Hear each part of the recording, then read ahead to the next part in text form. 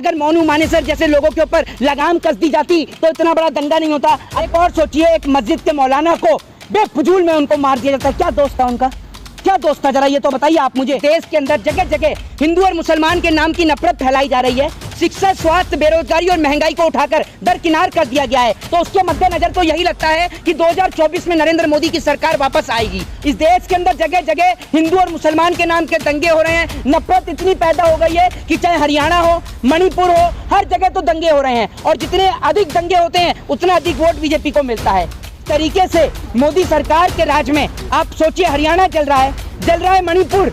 और इस देश के अंदर राजनीतिक आग इतनी बड़ी हो गई है कि राजनीति के चलते आपस में अगर दो लोग डिस्कशन कर लेते हैं तो एक उनमें से खड़ा होकर गोली से मार भी देता है और ट्रेन के अंदर भी मार देता है और लोगों को भी। आप सोच कर देखिए तो नफरत की आंख कितनी बड़ी हो चुकी है इस देश के अंदर। दूसरी ओर वहां पर जब हिंदुओं की शोभा यात्रा निकलती है तो उसके ऊपर पथराव हो जाता है। तो आप सोच कर देखिए ना कि इस देश के अंदर कितनी नफरत पैदा करी जा रही है। जहां इस देश को आजाद कराने के लिए, इस देश की आजादी के लिए हिंदू, मुस्लिम, सिख, ईसाई सबने एक साथ मिलकर अपना खून बहा दिया। इस देश के लिए, इस देश की आजादी के लिए अपना सर्वोच्च न्यौछावर कर दिया। उस आजादी के वक्त को याद करिए जब कितनी माताएं, कितनी बहनें विधवा हो गई थी। आप याद कर देखिए। लेकिन आज आप इस देश को वापस से गुलाम की तादाद पर ले जाए जा रहे हैं। क्योंकि आप ये सोचिए, ये देश गुलाम तब इसलिए हुआ था क्योंकि हिंदू, मुस्लिम, सिख, ईसाई आपस में लड़ रहे थे। इसी कारण से ये देश गुलाम हुआ था। आज फिर आप लोग आपस में लड़ रहे हैं।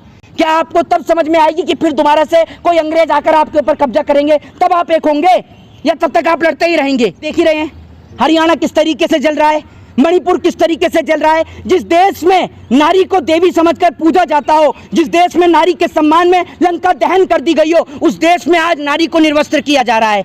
आप सोच कर देखिए। जता रहे मोदी जी। एक बात आप मुझे बताइए, अगर नरेंद्र मोदी जी को इस बात से दुख होता या नरेंद्र मोदी जी दुखी होते तो देश के प्रधानमंत्री जी मणिपुर जाते और मणिपुर जाकर मणिपुर के हालात का जायजा लेते। आज इस देश के अंदर देश का प्रधानमंत्री, देश का राजा बाबू हरियाणा जल रहा है तो हरियाणा पे बोलने को तैयार नहीं है, मणिपुर जल रहा है तो मणिपुर पर बोलने को तैयार नहीं है। क्योंकि हमारे देश का राजा बाबू प्रधानमंत्री तो इन सब चीज में व्यस्त रहता है कि कब और कौन सा और विधायक को खरीदा जाए और कितने में खरीदा जाए, बस इन सब चीज में व्यस्त रहता है।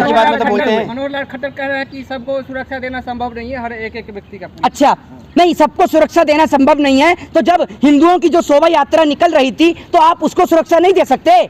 आपने क्यों नहीं स्नाइपर्स को तैनात किया छत के ऊपर?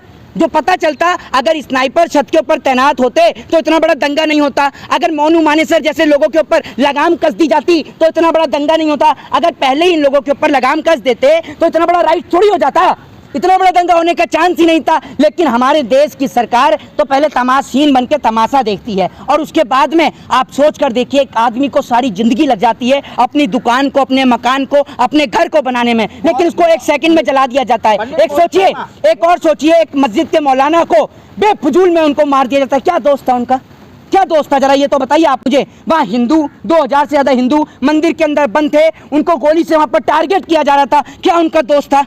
ये जो कट्टरपंथी लोग हैं, चाहे वो हिंदुओं में हो, मुसलमान में हो, ये कट्टरपंथी लोग इस देश को नहीं चाहिए। जो लोग इस देश के अंदर, चाहे फिर वो इस्लाम के नाम पर हो, चाहे फिर वो हिंदुत्व के नाम पर हो, जो आपस में दंगे भड़काने का काम करते हैं, हमें वो लोग नहीं चाहिए। हमें ऐसे लोग चाहिए ही नहीं इस देश में जो दंगों को सपोर्ट करते हैं। हमें ऐसे लोग बिल्कुल नहीं चाहिए जो इस देश के अंदर कट्टरपंथी लोग हैं। हमें इस देश में ऐसे लोग चाहिए जो हिंदू, मुस्लिम, सिख, ईसाई सबको साथ लेकर चले। और मैं आपसे एक बात कहता हूँ, आप एक बार, सिर्फ एक बार मौका देकर देखिए इस देश के लोगों को।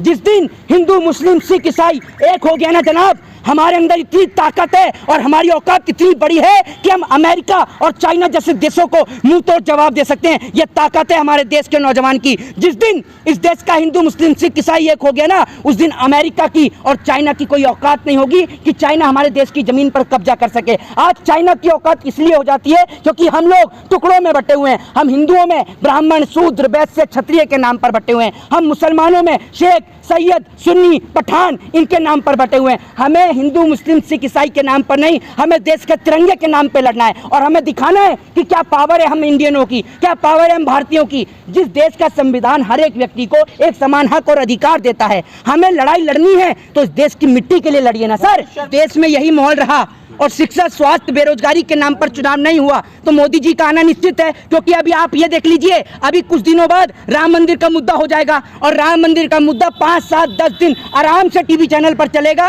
और जब तक 24 का चुनाव पूरा नहीं हो जाएगा, एक राज्य के अंदर भी अगर वोटिंग बची होगी तो राम जी का मुद्दा उठेगा और राम के नाम पर फिर सरकार कटोरा भीख कर लेकर आएगी और कहेगी कि राम के नाम पर वोट दे दो, हम राम को लेकर आए हैं। इनकी औकात है, कल को ये कहेंगे कि हम अपने बाप को लेकर आए हैं, तो क्या आप मान लोगे कि अपने बाप को लेकर आए हैं? इस देश में किसकी औकात है? कौन राम को लेकर आएगा? राम आपको और हमें लेकर आने वाले हैं।